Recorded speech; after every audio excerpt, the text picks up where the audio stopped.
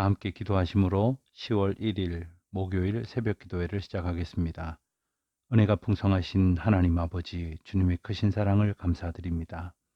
새로운 달을 저희들에게 허락하시고 또 특별히 오늘은 민족의 명절인 추석절을 맞이하여 저희들 마음 가운데에 주님의 크신 사랑과 은혜로 가득하게 하시고 또 사랑하는 가족들과 원근각지에 흩어져 있던 일가 친척들이 서로를 무난하며 주의 사랑으로 교제할 수 있도록 복된 시간 주신 것을 감사합니다. 코로나19로 인한 여러 가지 두려움과 염려로 인하여 또 이웃을 배려하는 그러한 마음으로 저희들이 서로 만나지 못하고 또 오가지 못하고 사랑하는 가족들도 함께 모이지 못하는 어려움들이 있습니다만은 이 가운데 변함없이 하나님의 은혜로 저희들을 붙드시고 오늘도 온전케 하여 주시는 주님의 사랑을 깨달아 아는 주님의 자녀들이 다 되게 하여 주시기를 기도드립니다. 오늘 이제 하나님의 말씀 다시 붙듭니다. 말씀 한 절 한 절을 통하여 저희에게 계시하여 주시옵시고 깨달아 알아가는 그대로 살아가는 저희들 또 되게 하여 주옵소서. 특별히 원근각지에 흩어져 있는 주의 자녀들 하나님의 놀라우신 은혜로 붙들어 주시옵시고 특별히 타지에서 이 명절을 맞이하게 되는 우리 모든 믿음의 가족들에게도 하나님의 평강과 위로하시는 은혜를 풍성히 채워 주시옵소서. 감사드리오며 우리 주 예수 그리스도의 이름으로 기도하옵나이다. 아멘. 오늘은 사무엘상 8장 1절부터 15장 끝절까지 말씀을 읽는 차례입니다. 오늘 특별히 명절 연휴를 맞이하여 여러분들 여러 가지로 분주함 속에 귀한 쉼의 시간을 가지실 수 있기를 바라고 또 이렇게 말씀도 깊이 묵상하면서 귀한 시간으로 새로운 힘을 얻으시는 시간들이 되시기를 또한 바랍니다. 오늘 말씀은 사무엘상 8장 1절부터 9절까지의 말씀, 8장 1절부터 9절까지의 말씀을 먼저 함께 봉독하겠습니다.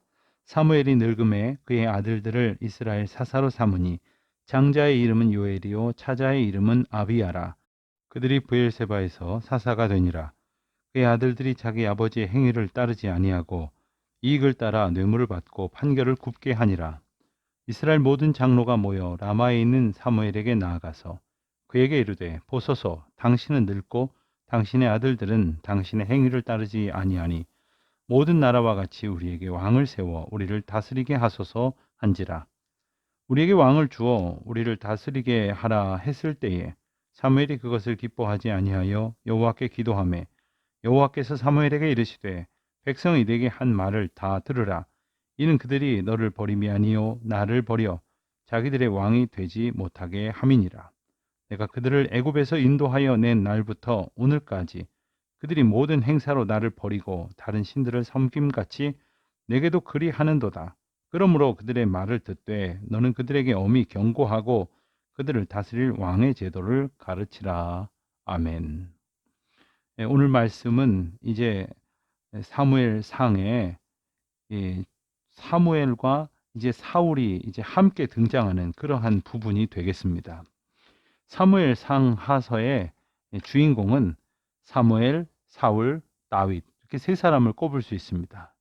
그래서 앞선 7장까지의 말씀은 주로 사무엘을 중심으로 진행이 되었다고 한다면 8장부터 15장까지의 말씀은 이제 사울과 사무엘이 함께 나오면서 이 사울을 중심으로 해서 이제 그 이스라엘의 역사가 조명되기 시작을 합니다.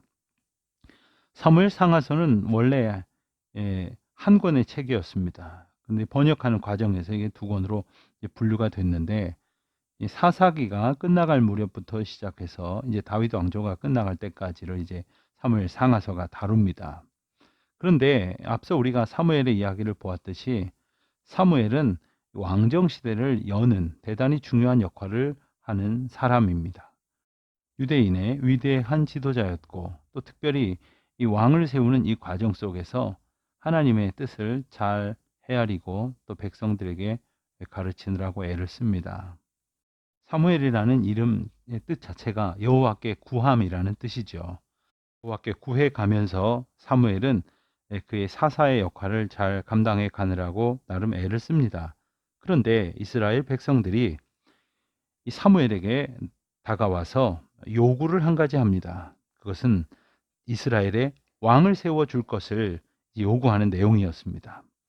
사실 그들이 이스라엘의 왕을 요구했던 것은 여러 가지 이유가 있습니다만은 그 중에 한 가지 이유는 사무엘이 그 늙어간 후에 아들인 요엘과 아비야를 브엘세바에서 사사로 세우려고 했을 때 사사로 활약을 하고자 하던 그들의 태도가 옳지 않았던 것도 하나의 중요한 이유가 되었습니다. 그들은 판결을 굽게 했다. 이렇게 오늘 말씀에서 우리가 보지 않습니까?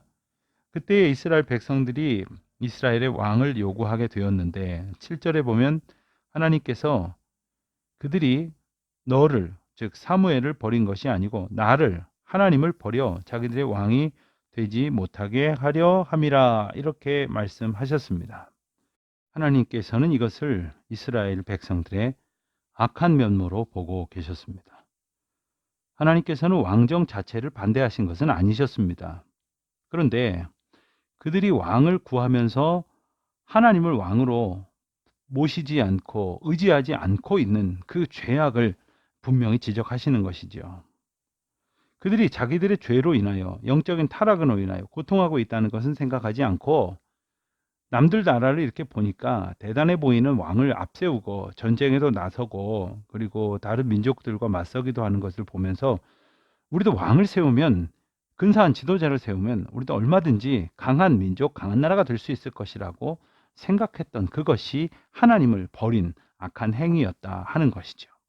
우리가 때로는 하나님 앞에 기도하면서 우리가 바라고 원하는 것을 간절히 구할 때가 있습니다. 물질을 주십시오. 또한 지식을 주십시오. 또 형통을 주십시오. 또 자녀들의 성공을 주십시오.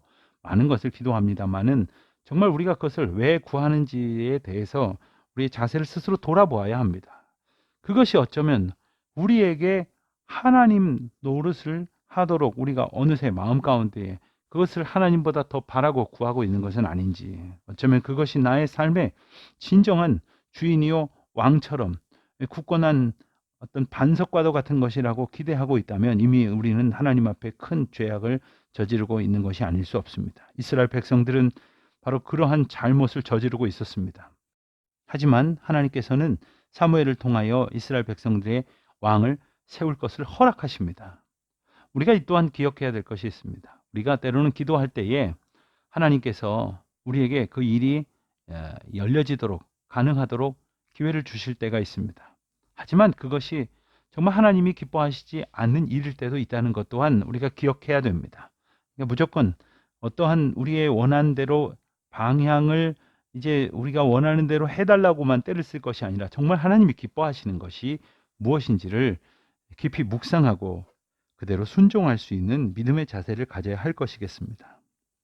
9장에 보면 이제 사울이 등장을 합니다. 베냐민 지파요 기스의 아들이라고 소개되는 사울에게 있어서 첫 번째로 소개되는 에피소드는 아버지의 암나귀가 없어졌는데 그것을 찾으러 다니는 이야기로 소개가 됩니다. 그때에 사환이 하나님의 선견자인 사무엘에게 묻자 이렇게 이제 이야기를 합니다.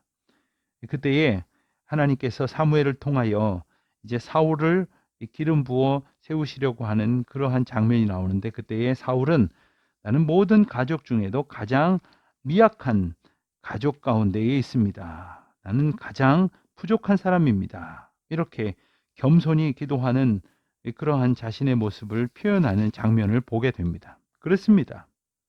가장 미약한 존재라고 스스로 여겼던 사울이었습니다. 그렇지만 우리가 아는 대로 이 사울은 이제 그가 얼마 지나지도 않아서 벌써 하나님 앞에 크게 하나님께서 사울을 왕으로 세우신 것을 이제 후회하게 하시는 그러한 일을 행하게 됩니다. 크게 두 가지 잘못이 그에게 있었습니다. 사무엘을 기다려야 할 때에 기다리지 아니하고 자기가 그냥 왕이니까 그래도 된다고 생각을 했겠죠. 그래서 사무엘을 기다리지 아니하고 자기가 제사를 이끌어 갔던 그러한 잘못이 있습니다.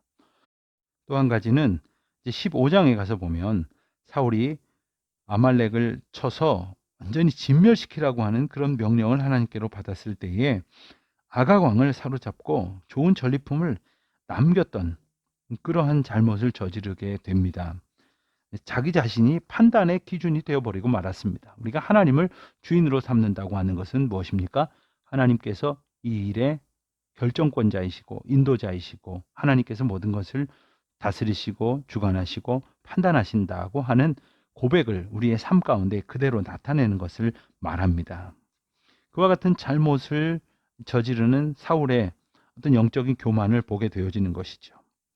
다시 이 사울이 기름 부음 받았던 10장의 장면을 보면 그가 겸손히 하나님께서 사무엘을 통해서 사울을 기름 부으실 때에 그가 베냐민 지파 마드리의 가족 기스의 아들로 사울이라는 자가 기름 부음 받았다고 하는 그런 첫 번째 왕을 세웠던 이야기가 이제 10장에 등장을 합니다.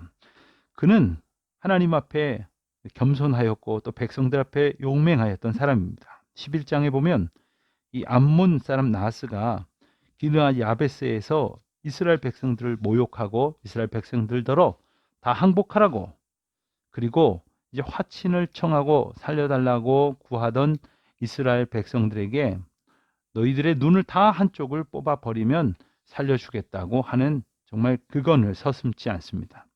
그때에 이제 정탐꾼 세 사람이 그곳을 빠져나가서 이제 기브아에 있었던 사울에게 찾아가서 이 상황을 말합니다. 그때 사울은 경노하여서 그 앞에 있었던 소를 잡고 그것을 12조각을 내서 각 지파에게로 보냅니다. 그리고 이 다 모여서 함께 이 전쟁을 치르지 아니하면 이 소의 고기 덩어리처럼 만들어 버리겠다고 그렇게 진노하여 이스라엘 백성들을 벳에게 모여서 33만 명이 모여서 이제 그들과 함께 전쟁을 치르고 승리하게 됩니다. 길갈에서 사울은 비로소 이스라엘의 왕이 되는 이야기가 나옵니다. 12장에 보면 사무엘의 설교와 우레와 비의 기적이 소개가 되고 있습니다. 이스라엘이 왕을 구함으로 여호와께 받은 징벌입니다. 그래서 사무엘은 하나님 앞에 그들을 위하여 기도하기를 쉬는 죄를 범치 아니하겠다고 다짐을 하고 이제 그 지도자의 자리에서 이제 물러가게 됩니다. 13장에 보면 사울이 40세에 왕이 됩니다. 그러나 아까 말씀드린 것처럼 길갈에서 사울이 사무엘을 기다리지 아니하고 망령된 제사를 드림으로써 하나님이 그를 버리시는 그러한 장면이 나오게 됩니다. 하나님께서는 어떠한 왕을 원하셨을까요?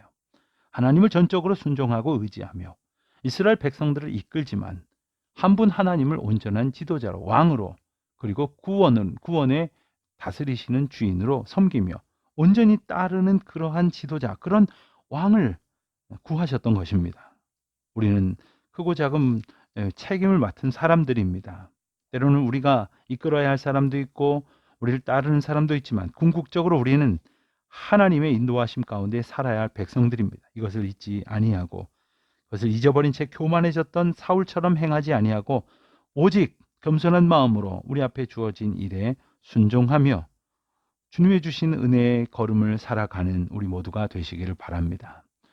귀한 명절날 또 하나님의 말씀 가운데 충만한 은혜 누리시는 모든 우리 성도님들 되시기를 바랍니다. 기도하시겠습니다.